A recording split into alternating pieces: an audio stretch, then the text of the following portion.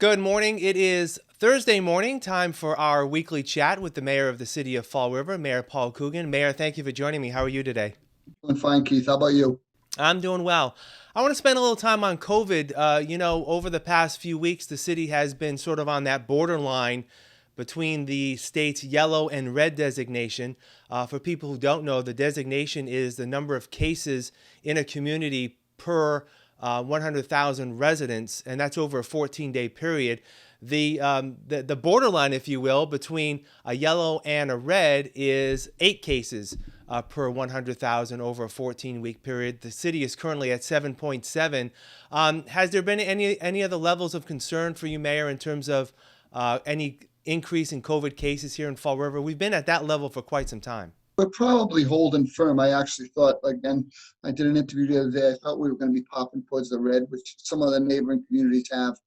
Um, it's just tough to get a handle on it because a lot of our positive cases right now are asymptomatic. They don't even know they're sick. They may get caught up in a contact tracing thing where if someone's been around Keith and Keith's positive, we find out they're also positive, but they're like, I feel fine. Why can't I go out? So it turns into a disagreement, but we haven't had like cluster. We haven't had an explosion. We've had a few families, but that's, 4 or 5 people. And that just seems the way we're trending right now. There are individual cases that keep popping up.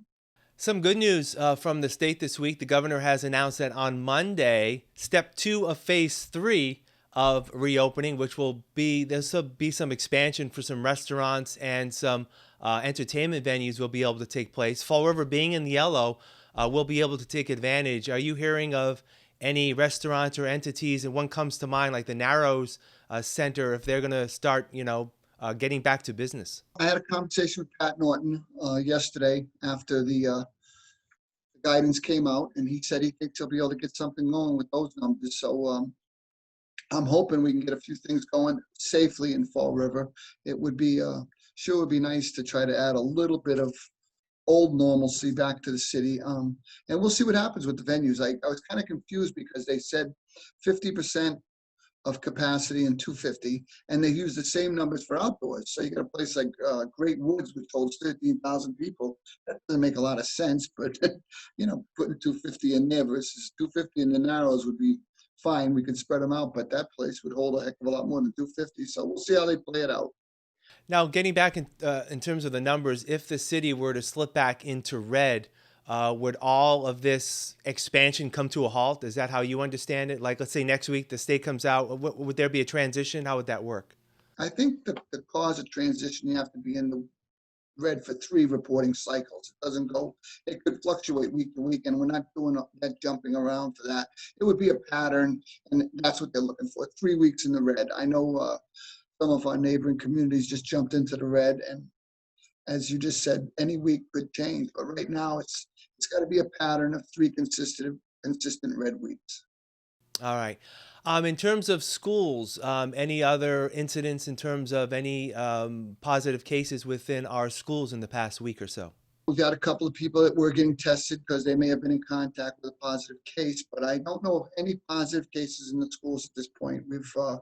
We've been doing a great job. Again, I visited Spencer Borden yesterday, although it was a fully remote day, just to see what was going on with the teachers in the building. The buildings are extremely clean. People are being conscientious about masks and hand sanitizer. So again, we're making our best effort, just like everyone in the state is, to try to get kids into school with as much degree of regularity as possible. But it's any day, any time things could change, and we hope they change for the better. I won't ask you this every week, but I just want to get, now that we're 2 weeks into the school year, how has the hybrid model been working? Are people getting a little more comfortable with it? Are students adapting better? I think the hybrid model is okay. My concerns that I get about the hybrid model are during the online or the remote learning pieces. Most of the classroom stuff, I don't hear any complaints about. I do hear about connectivity issues. I hear about length of lessons. I hear about how long they're on for. And it's just a matter of, again, we're still trying to work out the kinks with all this. To take a school that functions with 600, 700 kids and move 2/3 of them to a computer screen is not easy work, and that's one school. We have 17 of them in Fall River. I hope we're getting better at it. I hear we are, so let's see how it plays out. But that's where I get the complaints, is on the remote side, not the in person.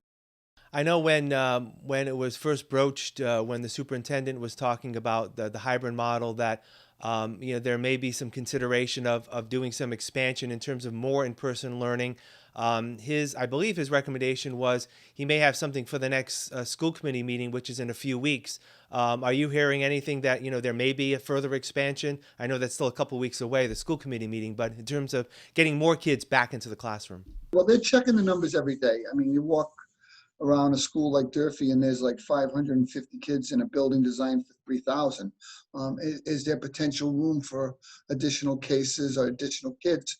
We'll see. I mean, they're trying, like I said, when you put a teacher onto remote and then you have 15 kids in a classroom, how do you split them back up if all of a sudden the 15 becomes 20 and the remote teachers still got their caseload? It's going to be a challenge, but we'll try to work our way through it.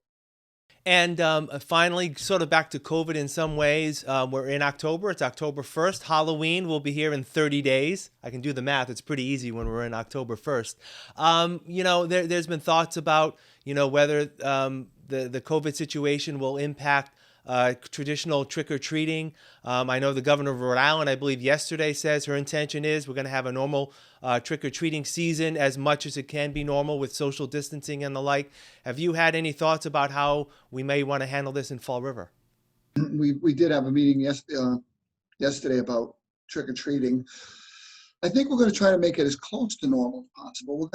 We're going to try to discourage those big productions where we have 200 or 300 kids on a sidewalk looking at a haunted house. We'd like to diminish the grouping, but if we could have safe candy distribution at someone's house, that's not the end of the world for me.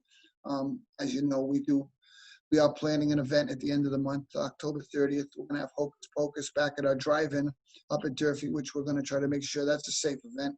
But again, for regular trick-or-treating, we have to have everybody be respectful. If someone doesn't have their lights on, that doesn't mean they don't want to give out candy. It just means they're trying to be safe this year. So we're going to try to grant people passes. Do whatever you're comfortable with doing. Keep your kids with you and don't go bunching up into groups of 20 or 30 trick-or-treating. We'd like to see small groups using social distance and being smart. Wear a mask. And finally, I know this was a success over the summer, but your office is again organizing a sort of cleanup competition through the month of October. Hopefully you'll get good participation again. We're hoping. I mean, I drive around the city a lot and I hit these streets and these sections where it just looks like people use it as a dumping ground, and it's really negative on the city. We try to do our little cleanup. We try to, we clean up on weekends. I hooked up with a group the other day that Angels Anonymous did a cleanup. I did some stuff with them. I have a request on Facebook this morning from a young lady on Mulberry Street that wants to organize a cleanup. We love it when people take care of their own neighborhoods, and we'll do whatever we can to support them with supplies, trucks, whatever. But again, the next one we'll do will be the same kind of setup where we ask people to tackle an area, take some before and after photos, and we used our census kids to judge it last time, and we give a little bit of money away so people know we appreciate them. They can have a pizza party or something, socially distant pizza party across the big table. Keith, don't do that to me, please. But we're trying to be smart about it, but we'd love to encourage people to take pride in the community. That'd be great. All right, Mayor Paul Coogan, as always, thank you very much. We'll talk next week. Thanks.